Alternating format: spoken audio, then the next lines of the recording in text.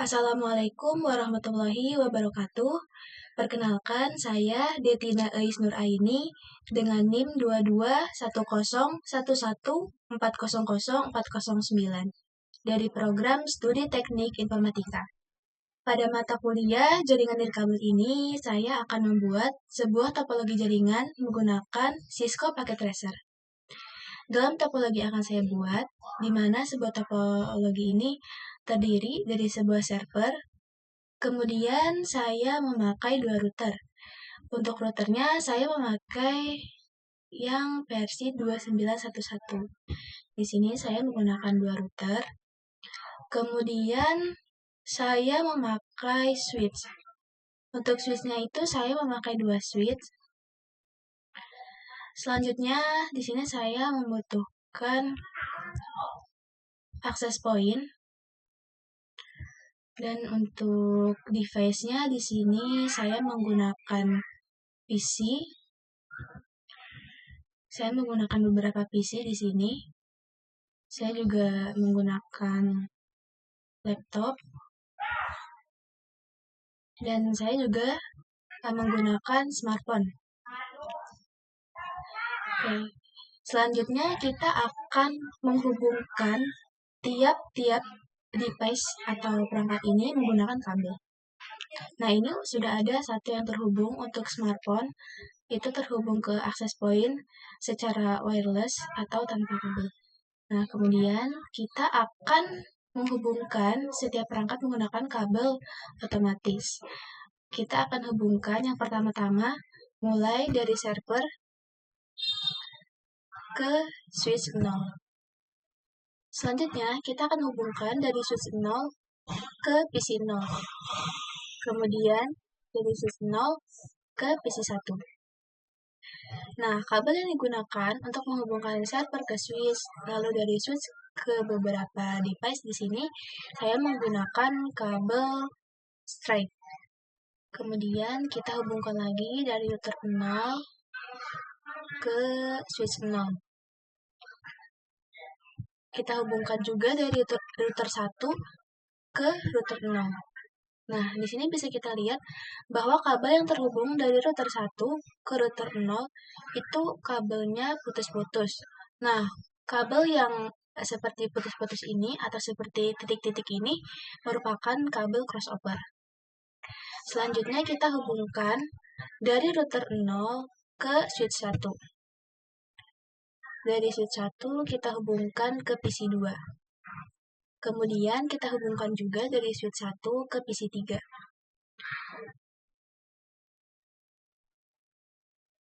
Selanjutnya kita hubungkan dari switch 1 ke access point. Nah, untuk laptop ini kita hubungkan ke access point secara wireless, seperti pada smartphone. Caranya yaitu, pertama kita klik di laptop, kita klik bagian laptop tadi, kemudian sini saya zoom in. Kita matikan untuk tombol powernya di laptop. Nah, seperti ini, pastikan untuk lampunya ini sudah mati. Kemudian kita geser ke sebelah kanan. Untuk bagian ini, kita lepas. Kemudian, kita tarik untuk bagian koneksi ini. Kalau sudah terpasang, selanjutnya kita geser lagi. Kita hidupkan kembali untuk tombol on-nya. Nah, kalau sudah, kita close.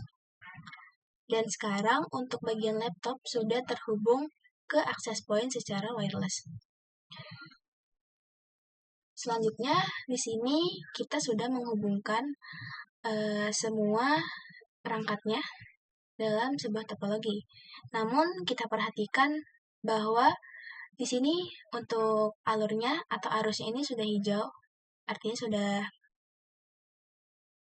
terkoneksi. Namun untuk routernya, untuk kedua router ini, di router 0 dan juga router 1 ini masih merah untuk aliran atau jalurnya. Maka artinya ini harus kita setting terlebih dahulu. Oke, yang pertama-tama kita akan setting atau konfigurasi terlebih dahulu di sebuah server. Kita klik bagian server, kemudian kita masuk ke desktop. Di desktop, kita klik IP configuration. Nah, di sini kita akan memasukkan sebuah IP di server secara statik, yang dimana saya memakai IP untuk IP address-nya itu 192.168.1.2. Kemudian untuk subnet masknya itu secara otomatis 255.255.255.0. Kemudian di sini kita isikan juga untuk default gateway-nya, yaitu 192.168.1.1. Kemudian kita isikan juga untuk bagian DNS servernya. Nah, bagian DNS server ini untuk alamat IP-nya itu sama seperti IP address, yaitu 192.168.1.2. Oke, sekarang untuk bagian statik di server ini sudah terisikan. Selanjutnya kita geser ke bagian service. Nah, di bagian service ini kita bisa melihat beberapa kategori, yang dimana ada HTTP, ada DHCP, ada DHCP v6, dan lainnya. Nah, di sini di bagian service pertama-tama kita akan setting di bagian DHCP. Kita klik bagian DHCP, kemudian kita lihat di interface-nya ini untuk service ini masih off, artinya ini belum kita nyalakan. Maka dari itu kita klik tombol on. Untuk pool name-nya ini biarkan saja namanya server pool. Kemudian kita isikan default gateway-nya sama seperti tadi, yaitu 192.1.1.1.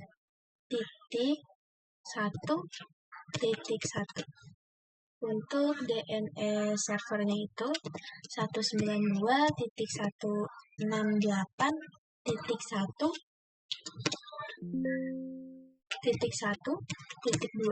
Nah, ini untuk DNS servernya itu 192.168.1.2. Kemudian untuk start IP address-nya itu 192.168.1, dan ini kita tambahkan angka 1. Jadi untuk start IP address-nya itu 192.168.1.10. Nah, untuk subnetnya ini sudah otomatis, tidak perlu kita ubah.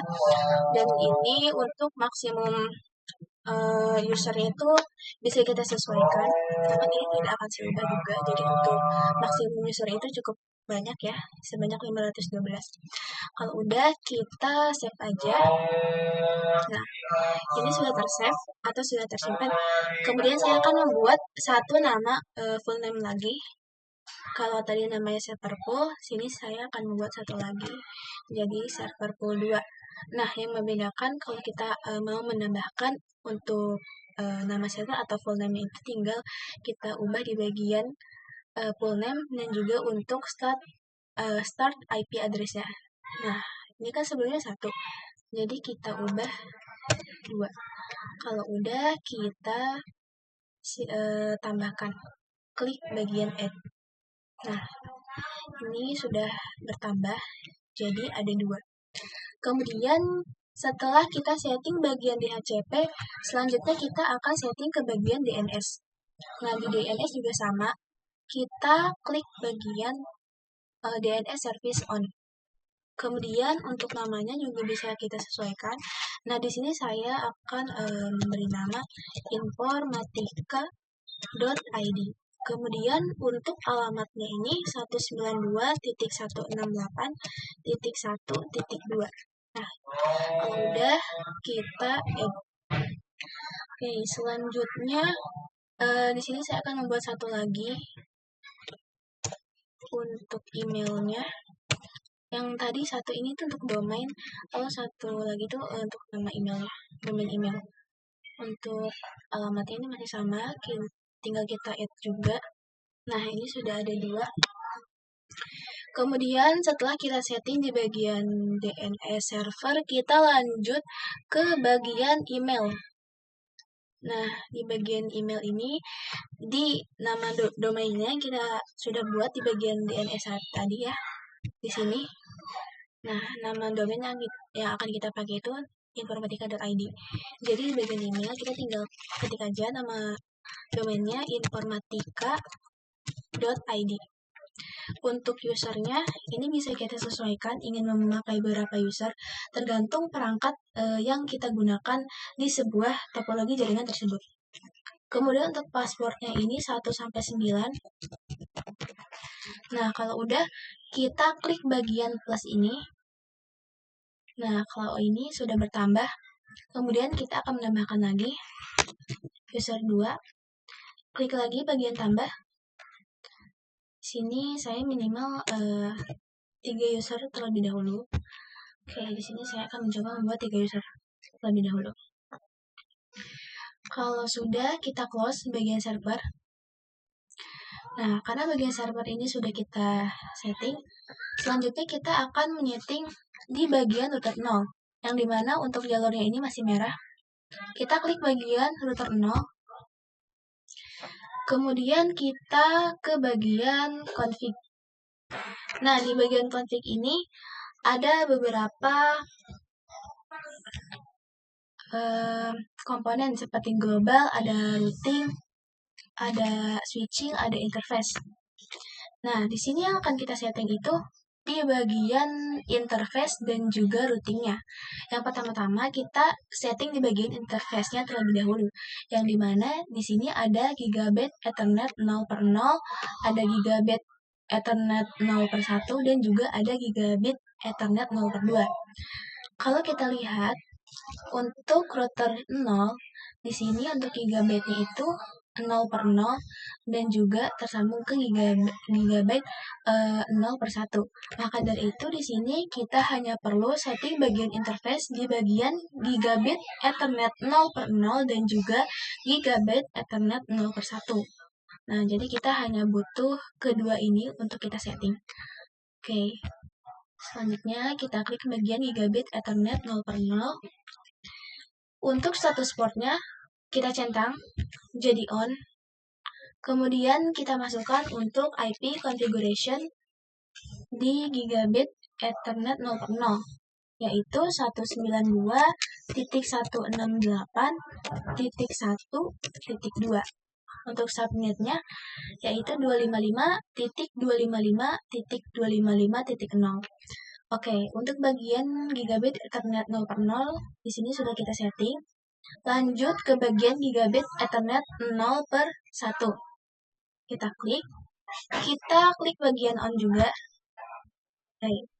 Selanjutnya kita masukkan untuk IP configuration-nya yaitu 10.10.10.1. Untuk subnetnya kita isikan 255.255.255.252. Nah, kalau sudah, kita close terlebih dahulu. Nah, di sini sudah terlihat bahwa untuk arus yang sebelumnya merah sudah menjadi hijau. Kemudian kita setting di bagian router 1. Kita klik bagian router 1. Sama seperti sebelumnya di router 0, kita ke bagian config. Kemudian di sini kita akan setting di bagian interface di gigabit Ethernet 0/0. Kita on-kan di status portnya.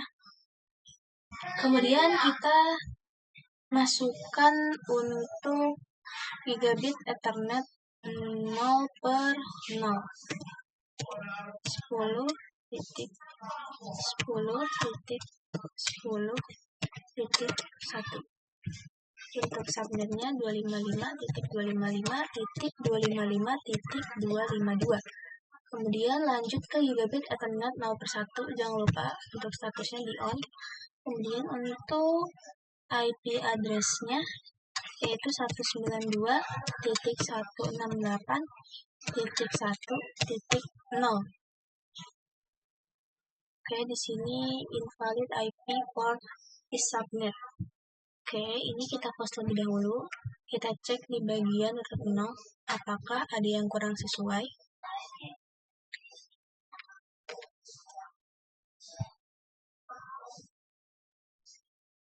Oke, seharusnya di sini 10.10.10.2.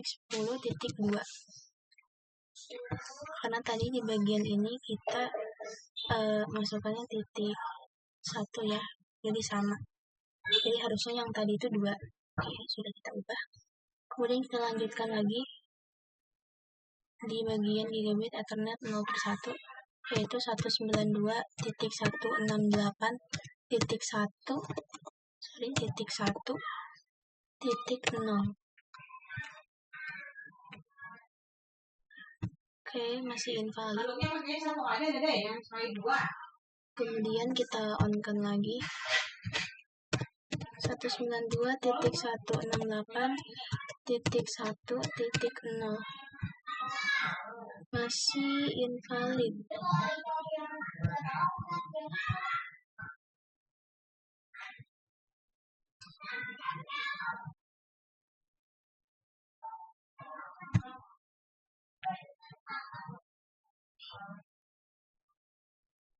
Oke, di sini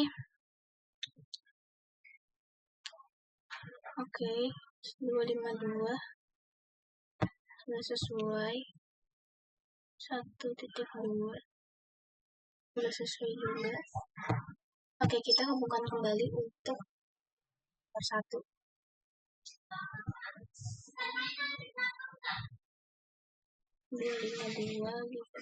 Karena 0/1. Oke, kita on-kan 192.168.1.0.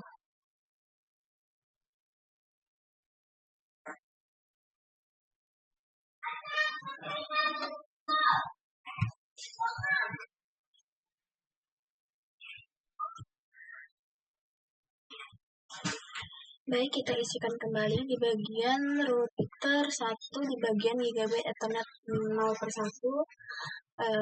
Itu ada kesalahan untuk bagian IP address-nya. Kita masukkan kembali. Untuk alamat IP-nya itu 192.168.2.1. Nah, sini untuk satunya sudah hasil. Kemudian kita close. Oke, untuk semua jalurnya di sini bisa kita lihat bahwa sudah hijau semua di sini. Oke, selanjutnya kita ke bagian router 0 lagi. Kita klik bagian router 0.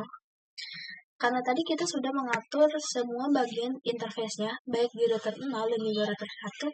Selanjutnya di sini saya akan melakukan routing statik di bagian router 0. Kita klik bagian statik. Kemudian kita isikan untuk networknya itu di router 0 192.168.2.0. Untuk NAS-nya 255.255.255.0. Kemudian kita akan isikan untuk next hook-nya. Di sini untuk next hook-nya itu 10.10.10.1. Oke, kalau sudah terisi, kita klik bagian kanan di sini add. Nah, untuk network address di bagian routing static bagian router 0 di sini sudah bertambah, sudah ada ya. Oke, kalau sudah kita close bagian router 0, kita lanjut ke bagian router 1. Sama seperti tadi, kita ke bagian routing static. Kita klik. Untuk networknya kita isikan 192.168.1.0. Nah, untuk NAS-nya ini sama 255.255.255.0. Untuk next hook-nya kita isikan 10.10.10.2. Kalau udah, kita add. Nah, di sini untuk network address-nya sudah bertambah.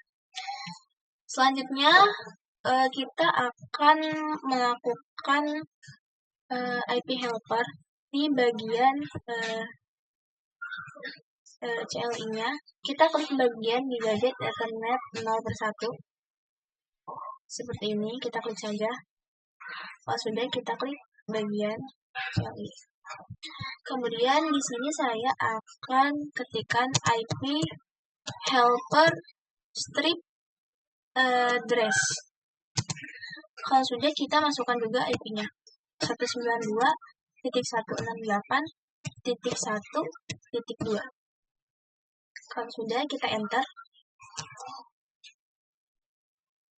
Oke, kita close.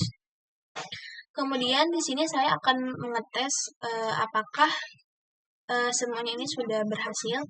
Kita melakukan ping terlebih dahulu. Di sini kita akan melakukan ping di laptop. Kita ping dari isi 0. Oke, kita ping dulu di bagian isi 0 ya. Itu set.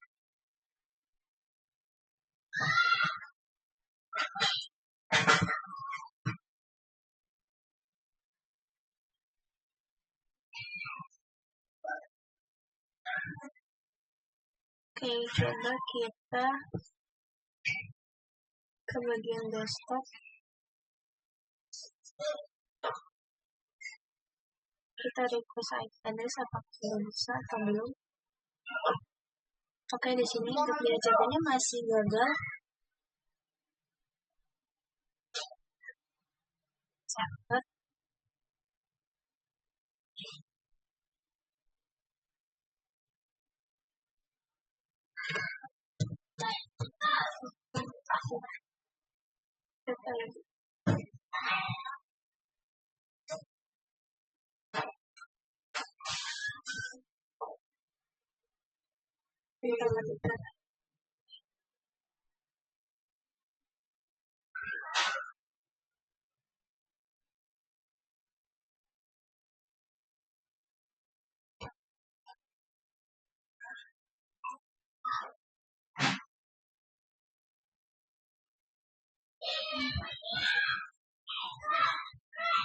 Oke, untuk bagian isi 0 untuk DHCP-nya ini kita sudah berhasil untuk request IP.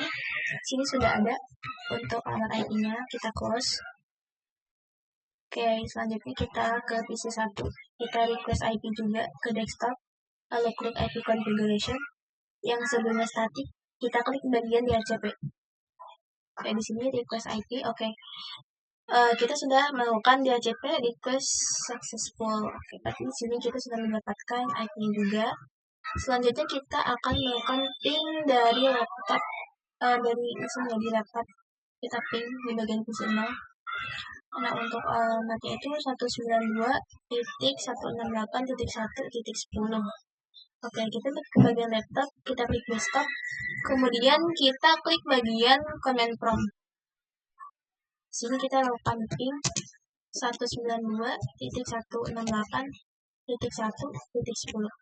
Kalau udah, kita enter. Kita tunggu terlebih dahulu apakah untuk ping ini sudah berhasil atau belum.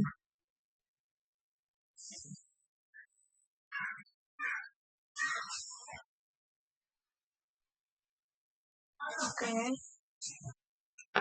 kita tunggu dulu ya teman-teman.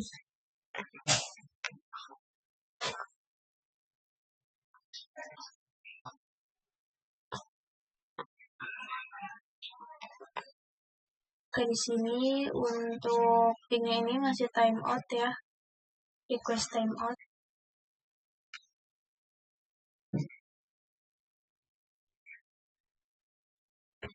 Isi request timeout.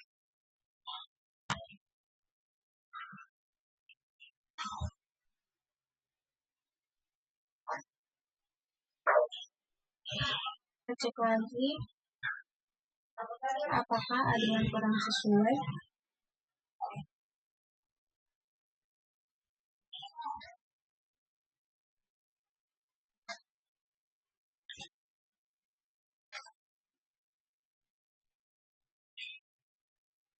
Untuk bagian gigabit Ethernet,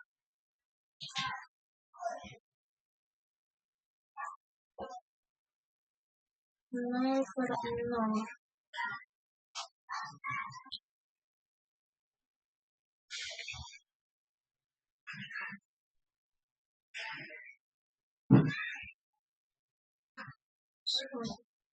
255 168.2.1 sudah sesuai. Kita ke bagian statik. 192.168.1.0. Kemudian untuk hooknya 10.10.10.10.2. Ini juga sudah sesuai.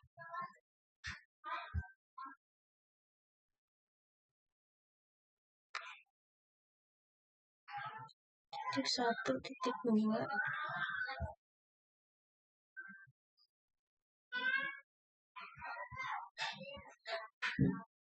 Ke bagian statik 192.168.2.0 10.10.10.10.1. Kita coba lagi bagian gigabit Ethernet 0/1 bagian CL. Kemudian kita ketik lagi IP helper address 192.168.1.2.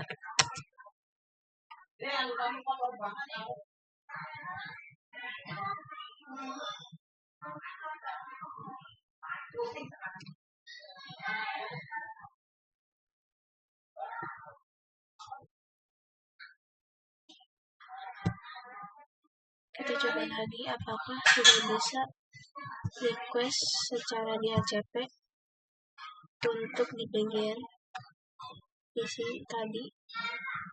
Di sini DHCP-nya masih gagal juga.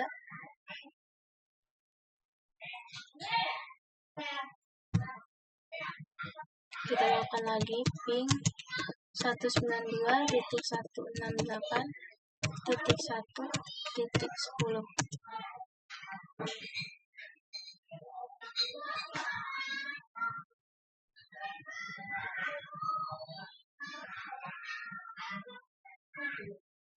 Oke, masih request timeout.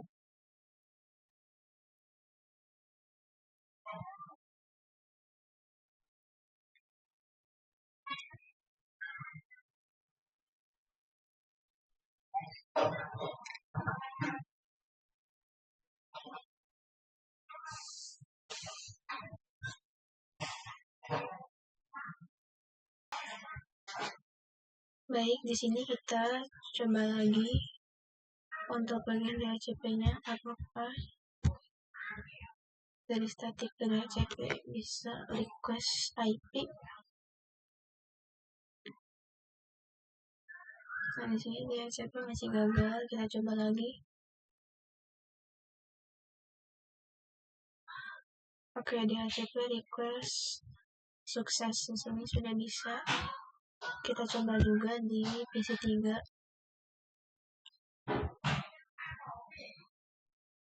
Kita klik ke bagian DHCP. Oke, untuk DHCP request sudah sukses. Selanjutnya kita akan melakukan tes ya. Kita lakukan ping. Kita tes ping di laptop kita ke command prompt.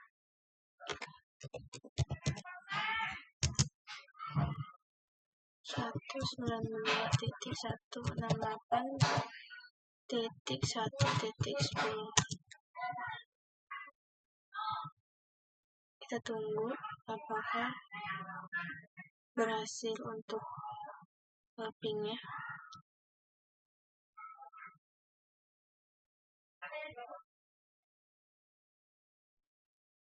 Oke, di sini untuk pingnya masih request.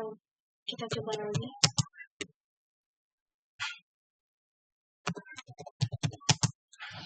Satu 92.168.1.10. Oke, di sini untuk pingnya sudah berhasil ya. Oke, kalau sudah kita akan coba untuk mengirimkan email.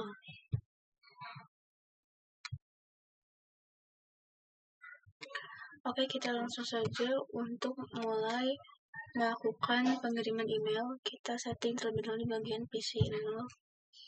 Nah, ini kita ke bagian oke.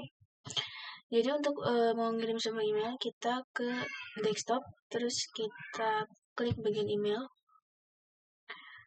Lalu kita ke configure mail. Di sini untuk username-nya, tadi kan di server kita sudah membuat sebanyak 3 user. Kita buat 3 user terlebih dahulu. Di sini kita namanya sebagai user 1. User 1 add untuk nama domainnya itu informatika.id. Nah, untuk incoming mail servernya itu 192.168.1.2. Untuk outgoing mail servernya juga masih sama, 192.168.1.2. Username user 1. Untuk passwordnya 1 sampai 9. Kalau udah kita save. Oke, kita close terlebih dahulu. Kita akan mencoba mengirimkan email dari PC 0 ke laptop 0. Oke, PC 0 tadi sebagai user 1 ya. Caranya sama seperti tadi ya. Untuk mengirimkan sebuah email, kita klik ke bagian desktop, lalu ke bagian email. Sama, kita ke konfigurasi mail ya. Nah, di sini user 2 ya. Sama 1 sampai 9. Kita save. Oke. Karena tadi di server kita sudah membuat sebanyak 3 user ya. Oke, satu lagi di PC 3 deh contohnya. Bagian desktop, ke email.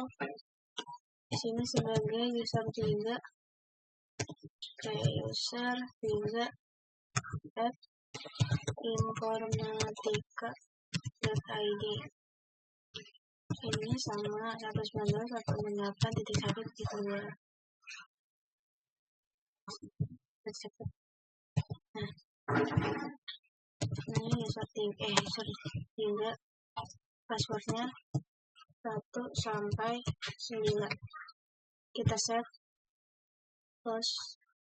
Oke, kita sudah setting di bagian PC 0. Di PC 0 itu kita tandain dulu ya, tadi sebagai user 1.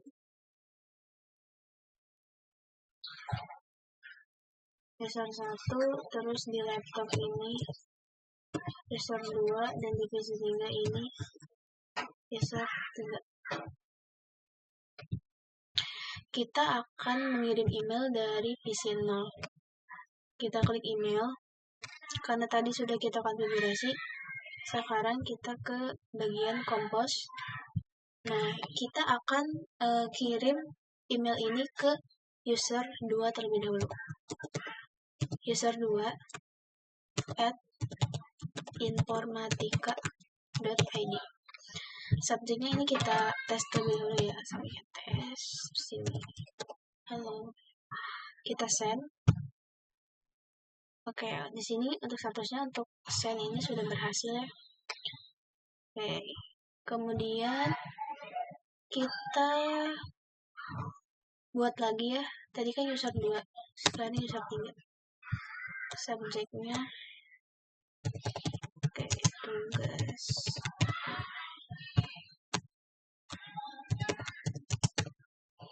Topologi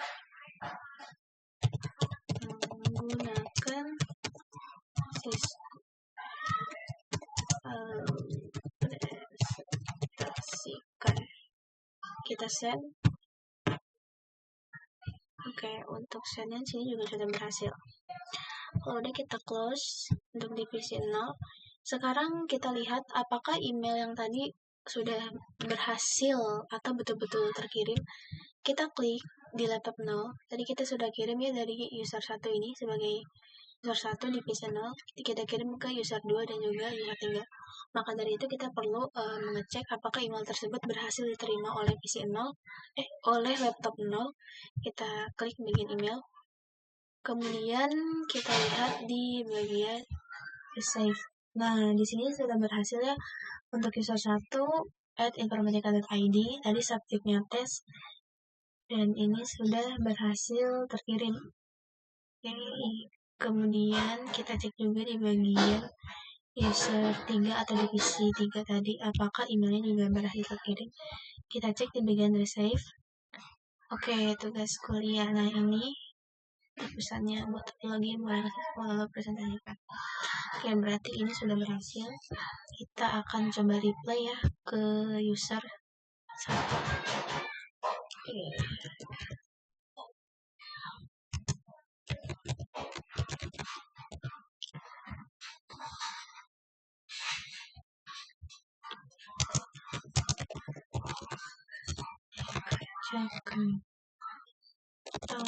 Ini kita send.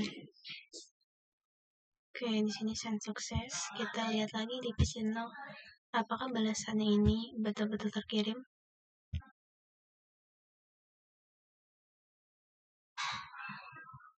Nah, ini ya sudah ada. Nah, itu dia untuk topologi yang sudah saya buat, yang dimana di sini kita sudah berhasil untuk menyambungkan tiap-tiap device atau perangkat. Kita juga sudah melakukan tes menggunakan ping dan juga berhasil untuk mengirimkan email. Sekian dari saya, terima kasih. Wassalamualaikum warahmatullahi wabarakatuh.